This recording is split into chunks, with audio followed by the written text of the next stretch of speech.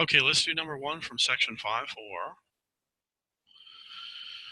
And in number 1, we've got a linear transformation going from vector space V to vector space W.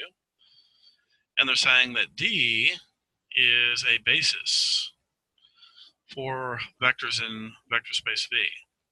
And B is a basis for vectors in vector space W. Okay? And they also give us a couple of equations here that we're going to find useful in a second. These are the images of the two basis elements from V to W.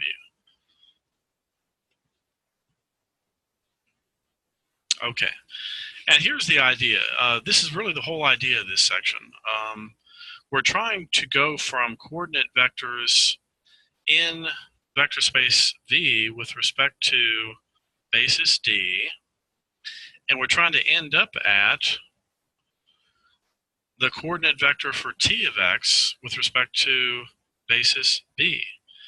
And it turns out that there exists a matrix that will always go from this coordinate vector to this coordinate vector.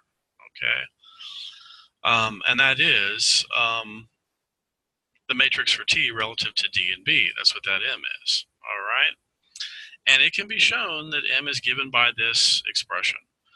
The very first column is the coordinate vector for the image of D1 under the linear transformation T, but it's the coordinate vector with respect to the basis B.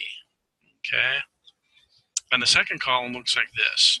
It is the coordinate vector for T of D2 with respect to basis B. And in this case, we just have two columns, but in general, you might have more than two columns.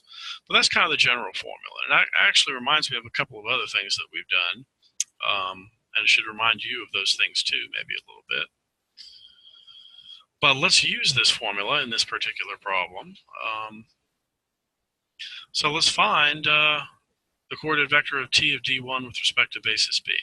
Well, that's easy. Here's T of D1. With respect to basis B, the coordinate vector is 7, -3. And here is T of D2. The coordinate vector of that with respect to basis B, clearly -5, -2.